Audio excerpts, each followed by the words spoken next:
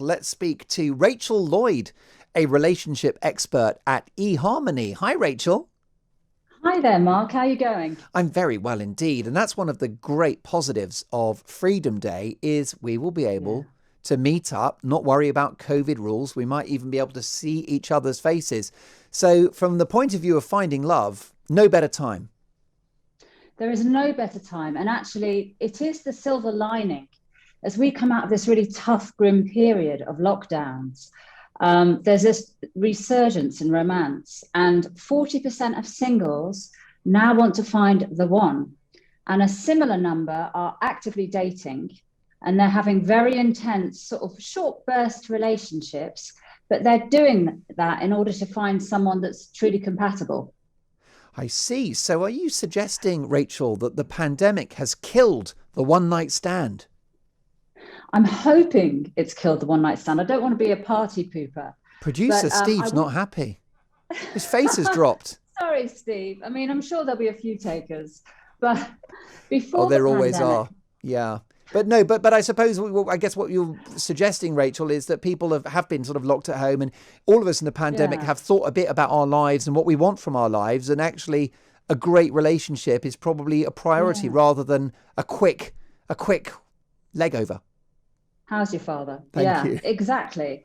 And so what's happened is during lockdown, there's this whole group called self-help singles that we identified. Mm, And in other words, people had a lot of time on their own to contemplate their life.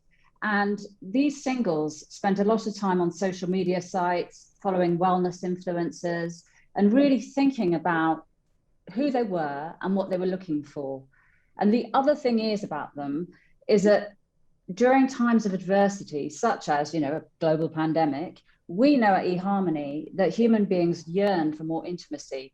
And so we see kind of where you would think that people would stop romancing, the opposite happens. Like our numbers last year, when the first lockdown happened, shot up by a third because people just wanted to connect, and they did it via video dating back then.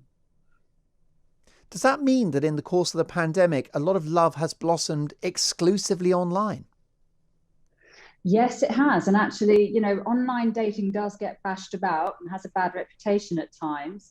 But actually, we use technology so much in every area of our life. And video dates have become like the new first date. So you I get a sense see. of you get a sense of conversation. We're looking at each other now. We could be on a little date, and we're sussing out whether we would tick or I think not. you've drawn the And that, short straw, Rachel. well, it's I actually think I quite think a you're good looking at your way. watch. I think you've reached for your handbag. Well, the thing is, I haven't actually got my glasses on, so what I'm seeing is quite Perfect. attractive. Perfect. This is if I wasn't happily married, Rachel, then let's do the deal. But it's interesting. So you don't have that awkward first date where you spend a lot of money and within 3 seconds you know that this person is not right. You avoid all of that with the online connection. Yes, exactly. You can really get to know somebody quite well via a video date. But I would also say to people, now that your freedom is here, hopefully get out there and meet people in real life, because actually there is no substitute for that real life chemistry. And I think we've all become a bit sort of domesticated, haven't we? And binging on Netflix with a ready meal on your own, it's just not the way to go anymore. I think that's exactly right. It's time to get out of the pajamas, wash our hair, and face the public, Rachel. How do eHarmony work then? I mean, sort of post pandemic, what would your advice be as a company to find love? I mean, would you advise, for example, Yeah. to always have a Zoom chat first, or do you think you were going to go back to the first date round at your local Weatherspoons? I would actually always encourage people to talk on the phone or have a video date before they meet in real life for all the reasons we've discussed. It's basically to get a sense of synergy. You need to know that you can have a good chat. You need to know that you have core values and personality traits in common to know that you're going to have a great first in real life date. And then I would say take the plunge. Dating is an action program, Hmm. and it can be a bit scary and overwhelming. But once you get back in the swing of it, enjoy the ride, enjoy the process. Rachel, we're low on time. I've got to get to the news, but can I ask you about whether the hit rate from online dating is the same as from more conventional Yeah. dating? Do we know the figures?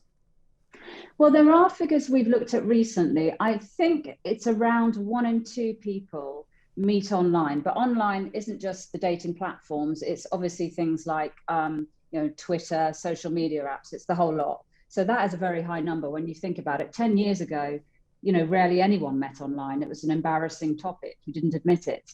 So the world has changed, and I think this will continue to be the trend. But I don't want that to stop true love, and I don't want that to stop people actually connecting physically. No, well, I know eHarmony do a brilliant job, and I've got to say, it's like a digital Cupid. So if you want to know more about what they do, the website is eharmony.co.uk. My sincere thanks to you, Rachel,